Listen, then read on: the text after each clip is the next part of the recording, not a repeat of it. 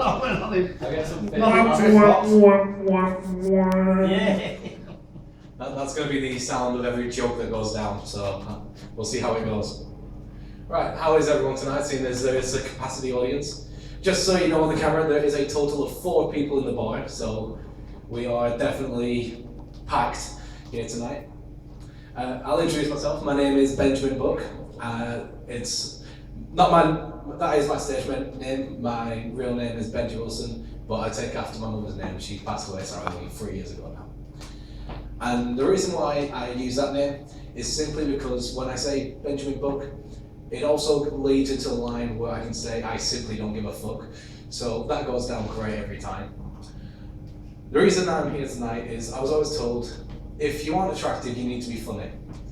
Anyway, I am now 22 years old and I'm still a virgin, so there's 2 possible answers. You can sup up and leave, or quite frankly, my mum was a no good liar and she'd probably be turning in her grave. I'm kidding, I'm getting the looks. We couldn't afford a grave. But the reason I got into stand-up comedy was simple. It was, I saw people, the comedians with beautiful homes, fast cars, and all the schoolgirls you can imagine. Just ask Rolf Harris or Jimmy Savile, they'll testify themselves. Probably in front of a jury of their own peers. Well, not Savile, we all know what happened there. Anyway, growing up, I was naturally ginger, and I don't know, has everyone heard of Kick a Ginger Day? Anyone heard that? No. No? That's great, that's what I like to hear. It's a good current crowd. Well, Kick a Ginger Day is simply exactly what it says on the tin. You would get kicked just because of the colour of your hair.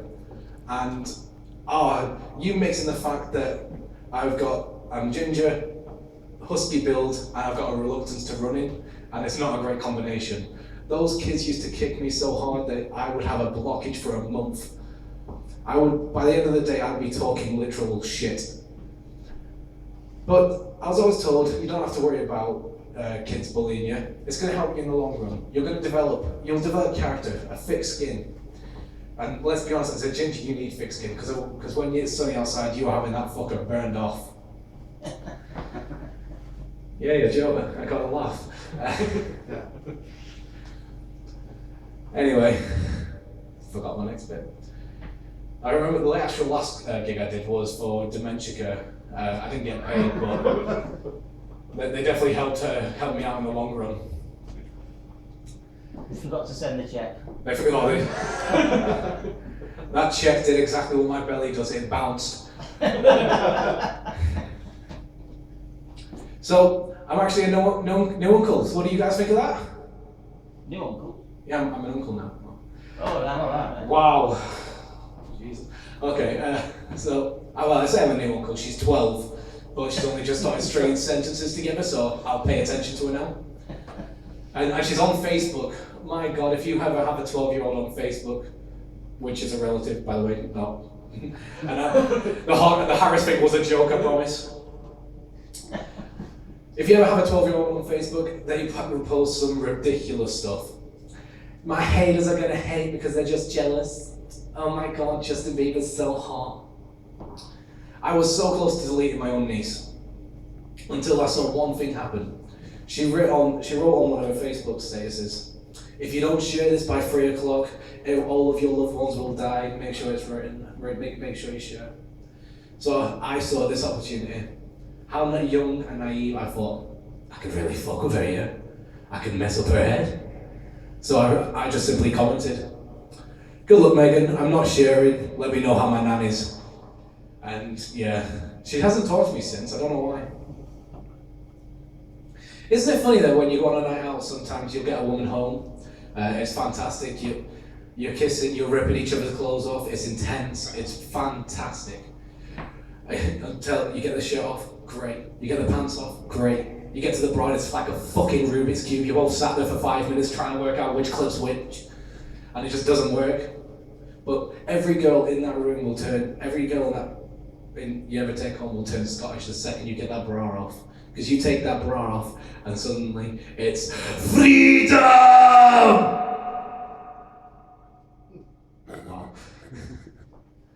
Okay, so I'll just be serious for just a moment, and I'll tell you about a work colleague of mine.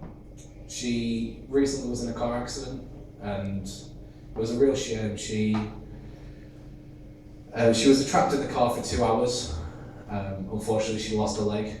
And currently, she is in a coma, and it's really hard to picture her in that way. And there was a card going around with it, which was fantastic. It was best wishes, that's all it said in it, but I wasn't aware of the fact she was in a car accident. So what I wrote in the card was, out of everyone I know the most, you deserve this the most. It's good to see you stepping out on your own 2 feet.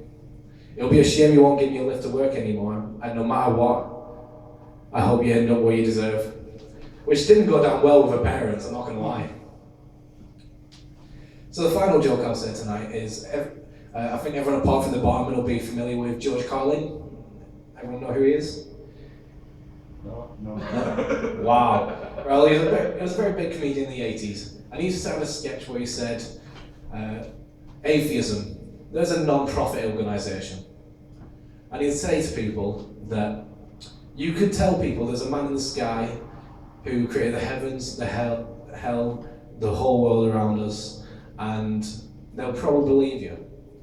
But you tell those exact same people that the paint on that wall is wet, and they will have to go up and touch it because they will not believe a single word you're saying. Yes, that's right. And I was told that coming on stage, you just make a fool of yourself. No one's going to laugh. You're going to be stood there and just going to hear crickets. Especially when there's no one in the pub that you're performing.